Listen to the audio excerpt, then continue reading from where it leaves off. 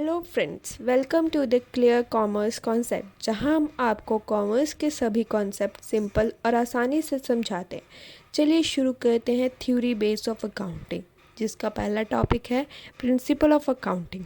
Normally accounting statement हमें show करती है profit and financial stability business की, जो डिफरेंट ग्रुप्स और डिफरेंट पर्सन्स इस फाइनेंशियल स्टेटमेंट को यूज़ करते हैं। इसलिए इम्पॉर्टेंट है कि स्टेटमेंट्स जो बनी हो वो एक स्टैंडर्ड फॉर्मेट में और सेट ऑफ रूल्स के अकॉर्डिंगली बनी हो। तो इसलिए हमारे पास एक जनरल एक्सेप्टेड अकाउंटिंग प्रिंसिपल्स हैं अकाउंटिंग के, जो इसके बेसिस पे हम अकाउंटिंग करते हैं और अपनी अकाउंटिंग स्टेटमेंट्स बनाते हैं। इसका फीचर्स क्या है? अकाउंटिंग प्रिंसिपल मैन मेड है और जनरली एक्सेप्टेड है, और ये थोड़े बहुत फ्लेक्सिबल भी हैं।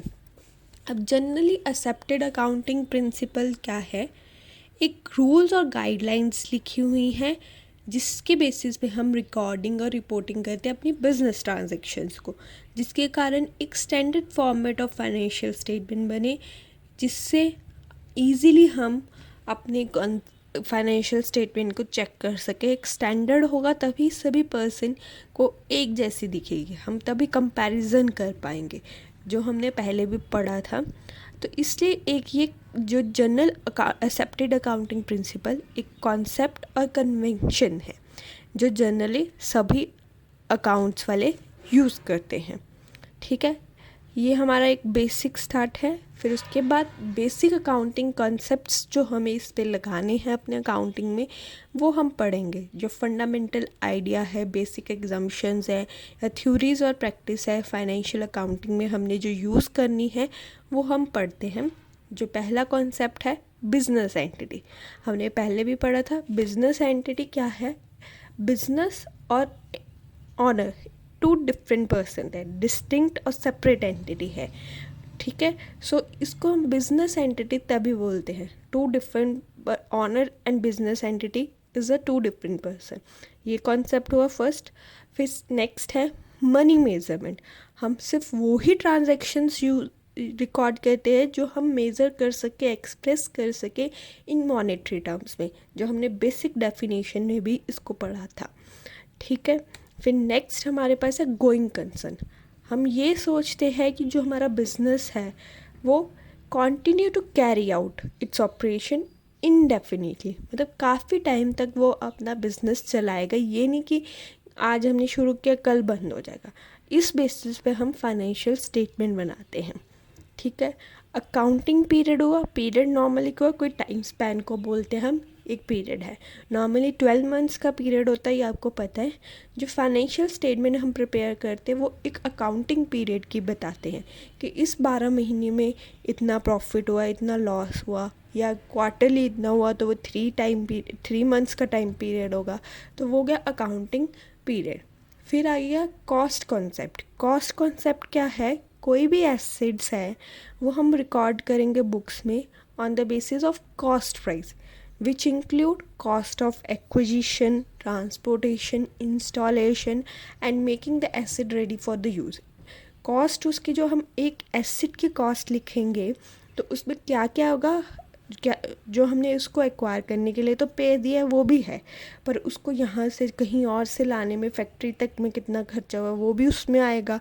फिर उसको इंस्टॉल करने में कितना लगा वो भी उसमें ही आएगा। एक कॉस्ट तब बनेगी एक एसेट की। ठीक है, योगा कॉस्ट कॉन्सेप्ट।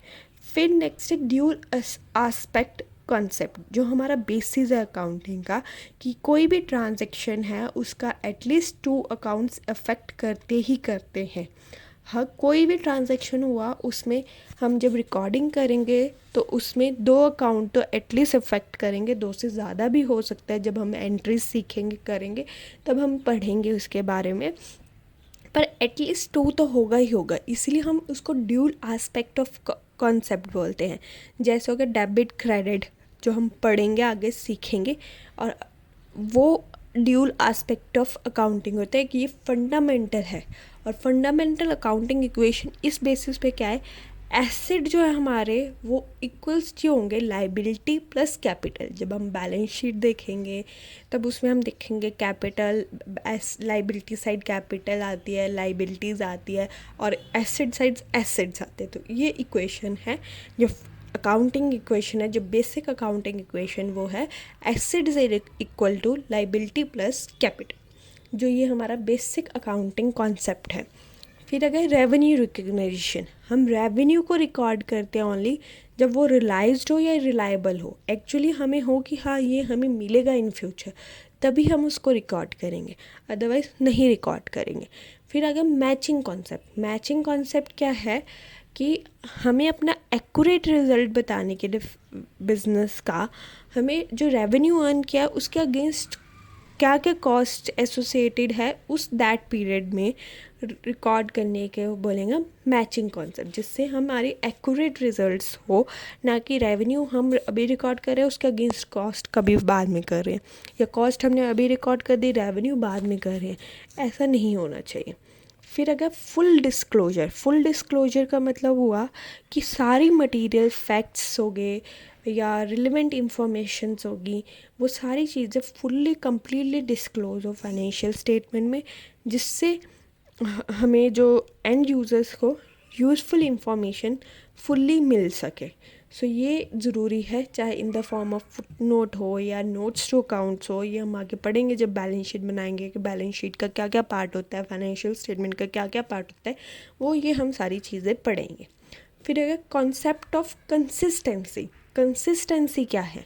कंसिस्टेंसी होगा कि जो हम प्रिंसिपल या प्रोसीजर यूज़ कर रहे हैं कोई भी कैलकुलेशन के लिए या कोई भी रिकॉर्डिंग के लिए, वो हम ईयर ऑन ईयर एक जैसा ही यूज़ करें, जिससे हमारा कंपैरिजन और प्रॉफिट जो कंपैरिजन करेंगे या प्रॉफिट हम लॉस रिकॉर्ड करेंगे टाइम टू टाइम, वो है जिससे हम कंक्लूजन्स जो है वो रिलेवेंटली निकाल सके कंपैरिजन करके।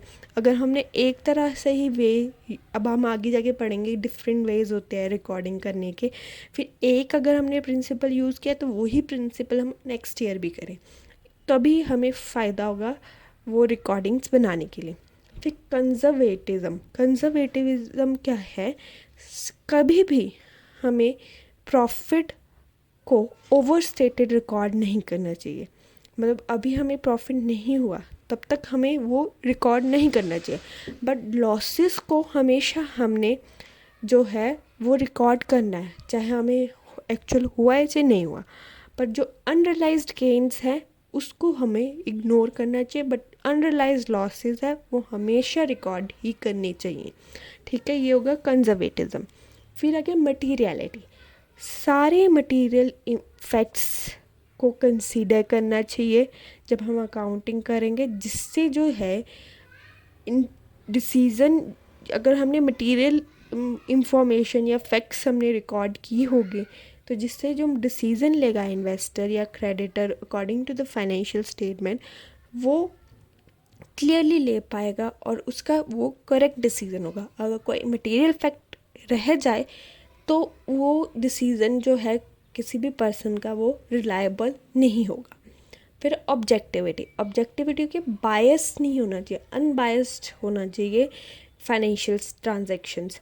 अगर बायसली रिकॉर्डेड किया होगा तो वो रिलायबल फाइनेंशियल स्टेटमेंट्स नहीं रहेगी। ये जो बेसिक कॉन्सेप्ट्स है अकाउंटिंग के, जो हमें अकाउंटिंग करते हुए ये सारी चीज़ें ध्यान में रखना चाहिए। मटीरियलिटी, ऑब्जेक्टिविटी, कंजर्वेटिज्म, कंसिस्टेंसी हो गया, फ्यूल डिस्क्लोज़र होना चाहिए, फिर जो सारी की सारी रेवेन्यू रिकॉग्नाइजेशन होना चाहिए, कॉस्ट बेसिस पर होना चाहिए। ये जो हमारे बेसिस है अकाउंटिंग के। फिर हमारा नेक्स्ट टॉपिक है सिस्टम ऑफ अकाउंटिंग हम किस तरह हम करते हैं। अब हमने पढ़ा था dual aspect of accounting, same वही है, डबल एंट्री सिस्टम और एक होगा सिंगल एंट्री सिस्टम। पर नॉर्मली हम हर तरफ, हर वर्ड में, हर जगह ड्यूल एंट्री सिस्टम ही यूज़ होता है, सिंगल एंट्री सिस्टम नहीं यूज़ होता। बट कहीं कहीं small businesses single entry system भी यूज़ कर लेती है। बट ड्यूल एंट्री सिस्टम क्या होगा कि हर ट्रांजैक्शंस के दो इफ़ेक्ट्स होते हैं। अगर हमने किसी को कोई चीज़ दी है तो हमारे जा रहा है तो हमें कुछ वापस आएगा भी। अगर हमने कोई सेल किया है तो उसके अगेंस्ट हमें पैसे भी आएंगे। तो हर चीज़ का हम कुछ देंगे, उसके बदले में कुछ आएगा भी। मतलब डेबिट या क्रेडिट, डेबिट के अगेंस्ट क्रेडिट कुछ ना कुछ हुआ ही होगा। अभी नहीं आया तो लेटर ऑन आएगा, बट आएगा तो ज़रूर ही। तो हर अकाउंट का जो है डेबिट और क्रेडिट ज़रूर होगा। को हर ट्रांजैक्शन में डेबिट और क्रेडिट होगा। इसको हम बोलते हैं दो टू इफ़ेक्ट ऑफ अकाउंटिंग, या हर ट्रांजैक्शन का डबल इफ़ेक्ट है, इसलिए हम बोलते हैं डबल एंट्री सिस्टम। ठीक है। फिर सिस्टम जो ये है ये मोर एक्यूरेट और रिलायबल है, और पॉसिबिलिटी ऑफ फ्रॉड और मिस स्टेटमेंट इसमें कम है। और जहाँ पे सिंगल एंट्री सिस्टम है उसमें क्या है, कंप्लीट सिस्टम नहीं है कि ये जिसमें हम dual fold of effect of each transaction record नहीं करते। उनमें हम जस्ट ऐसे करेंगे कि ओनली पर्सनल अकाउंट्स बनाते हैं, कैश बुक्स ही बनाते हैं। जैसे अभी उसने पैसे देने हैं, उससे पैसे आए तो हम वो लिख लेंगे बस इतने पैसे आए, बाकी उसके अगेंस्ट क्या है क्या नहीं है वो हम इसमें नहीं लिखते। ठीक है। तो इसमें जो है सिर्फ सिंगल एंट्री ही होती है। तो ये स्मॉल बिजनेसेस यूज़ करते हैं, वेरी सिंपल और फ्लेक्सिबल। जैसे उसने ही लिखा कि इतना बचा है, इतना रह गया है, बस वो ख़त्म कर दिया, डबल इफेक्ट नहीं किया। मतलब कैश का अलग बनाया, पर्सन का अलग बनाया, अच्छा भी इसका ये है वो है, ऐसे नहीं बनाते। सिंपल हमने रिकॉर्ड किया जो हम जर्नल कभी हमारी मम्माज भी करती हैं कि अच्छा है चलो ये पैसे यहाँ खर्च हुए, ये वहाँ खर्च हुए, ये ऐसे बस उसमें से ही कर दिया, ये हो गया। और जो डबल एंट्री सिस्टम है वहाँ पे स्मॉल भी बिग कंपनीज भी सारे यूज़ करते हैं। नॉर्मली जो कंपनीज है वो डबल एंट्री सिस्टम ही यूज़ करती हैं। ठीक है। अब नेक्स्ट है हमारे पास बेसिस ऑफ अकाउंटिंग। किस बेसिस पे हम अकाउंटिंग करते हैं। पहले हमने पढ़ा सिस्टम क्या है, क्या सिस्टम है अकाउंटिंग करने का। अब है उसमें ही क्या हम बेसिस उसमें लगाएंगे। एक हो गया अक्रूअल अकाउंटिंग और cash system of accounting. Accrual accounting हो गया कि वेदर आपको कैश मिला है या नहीं मिला है, वो मटेरियल नहीं है, इन मटेरियल है, बट हम सेल्स रिकॉर्ड कर देंगे। सेल्स हुई है उसके अगेंस्ट हम कैश हमें मिला या नहीं मिला, या कोई एक्सपेंस हुआ है वो हमने पे किया है कि नहीं किया, बट हमने उसको रिकॉर्ड कर देना है। ठीक है। सो इसमें सारी ट्रांजेक्शन्स होती है, कैश की भी और क्रेडिट बेसिस की भी। ठीक है।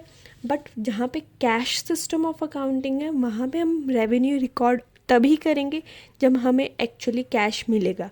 एक्सपेंस हम तभी रिकॉर्ड करेंगे जब एक्चुअली हमने पे किया होगा। सिर्फ इसमें कैश ट्रांजैक्शंस ही होते हैं, जो क्रेडिट बेस्ड ट्रांजैक्शंस है वो नहीं होती इसमें। ठीक है। बट अक्रूअल अकाउंटिंग में क्रेडिट बेस भी होती है। सो ये सिस्टम जो है नॉर्मली अक्रूअल वाला कंपनी एक्ट इसको फॉलो करता है। ठीक है। नॉर्मली सभी कंपनीज़ में अक्रूअल अकाउंटिंग ही यूज़ होती है। कई कंपनीज़ होती है जहाँ पे कैश अकाउंटिंग होती है। बहुत ही स्मॉल कंपनीज अगर कोई हुई तो वो यूज़ करते हैं, नॉर्मली अक्रूअल अकाउंटिंग ही यूज़ करते हैं। ठीक है। फिर नेक्स्ट है अकाउंटिंग स्टैंडर्ड्स। अभी हमने सारा पढ़ा कि अकाउंटिंग के कॉन्सेप्ट्स ये होते हैं। अकाउंटिंग स्टैंडर्ड्स जो है एक रिटन स्टेटमेंट है जिसमें हमें रूल्स एंड रेगुलेशन गाइडलाइंस दिए हुए हैं जिससे हम uniform and consistent financial statement बना सकें। ये जो स्टैंडर्ड है वो हमें दिए गए हैं, ICAI देता है, और इसमें हम ओवरराइड नहीं कर सकते। As per the applicable law के अकॉर्डिंगली ओवरराइड नहीं हो सकते। और इसको जो अकाउंटिंग स्टैंडर्ड्स हैं ये हो गया इंडियस हो गए, इंडियन अकाउंटिंग स्टैंडर्ड्स हो गए, वो हम बड़ी कंपनीज में यूज़ करते हैं। IFRS हो गए जो इंटरनेशनल फाइनेंशियल रिपोर्टिंग स्टैंडर्ड्स है, जो बाहर कई जगहों पे यूज़ होते हैं। तो इसी बेसिस पे एक स्टैंडर्ड फॉर्मेट है, गाइडलाइन है, जिसके बेसिस पे एक स्टैंडर्ड बैलेंस शीट बनती है जिसमें हमारा फॉर्मेट दिया होता है, उसी बेसिस पे बनती है। नीड फॉर अकाउंटिंग स्टैंडर्ड क्या है, इससे क्या होगा, जो अकाउंटिंग प्रोसेस है वो रिलायबल होगा, एक यूनिफॉर्मिटी आएगी, एश्योर होगा कि फाइनेंशियल इंफॉर्मेशन जो है वो ट्रांसपेरेंसी और कंसिस्टेंसी एंड कंपेरेबल हो। मतलब कि जो फाइनेंशियल इंफॉर्मेशन है, जो फाइनेंशियल स्टेटमेंट हमने बनाए हैं वो एक ट्रांसपेरेंट हो, कंसिस्टेंसी हो उसमें, और कंपेरेबल हो। ठीक है। इसलिए हमारे पास जो अकाउंटिंग स्टैंडर्ड्स जो है वो नेसेसरी है। ठीक है। अब नेक्स्ट है हमारे पास इसके बेनिफिट क्या है अकाउंटिंग स्टैंडर्ड्स के। एक तो एलिमिनेट करता है वेरिएंस, जिससे फाइनेंशियल स्टेटमेंट प्रिपेयर हो जाती है एक जैसी, ठीक है, जिससे हर कंपनी की फाइनेंशियल स्टेटमेंट एक जैसे दिखती है क्योंकि एक स्टैंडर्ड फॉर्मेट है।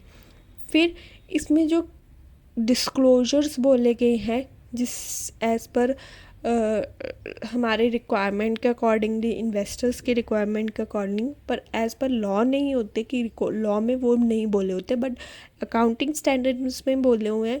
तो इससे जो हमारी फाइनेंशियल स्टेटमेंट है वो मोर इंफॉर्मेटिव बन जाती है।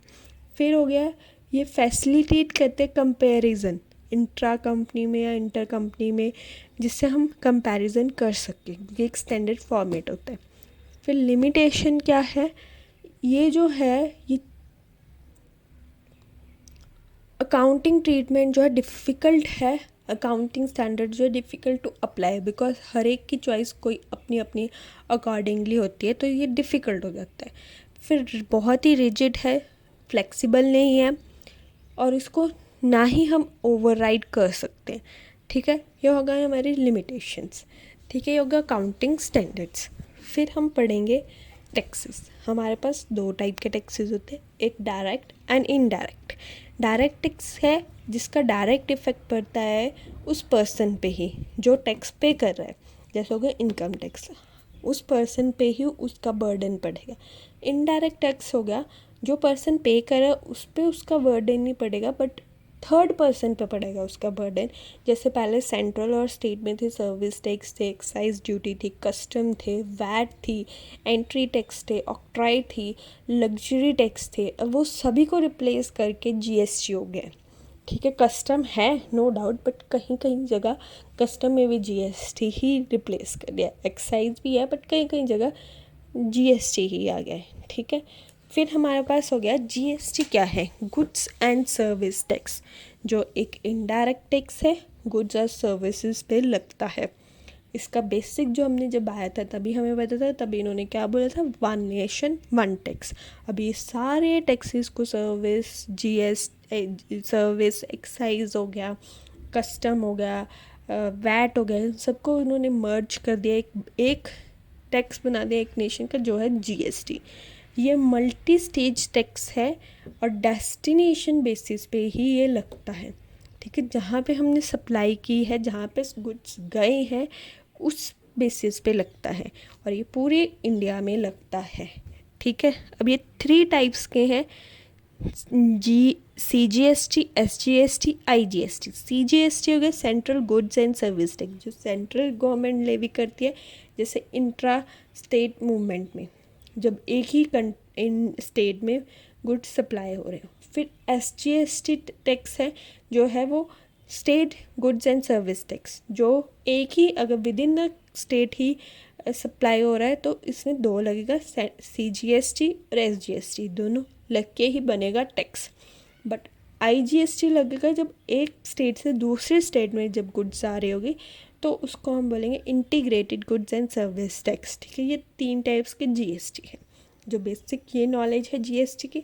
अब जीएसटी की करैक्टरिस्टिक क्या है, ये कंजप्शन टैक्स है, तो कंजप्शन बेसिस पे टैक्स लगता है। ये जीएसटी जो बर्डन है वो हम शिफ्ट कर सकते हैं, और जो है tax payer are not hit directly, और उसको डायरेक्टली हिट नहीं करता है। एक ये रिग्रेसिव है, ये गुड्स पे भी लगता है और सर्विसेज पे भी लगता है। ये हो गया करैक्टरिस्टिक।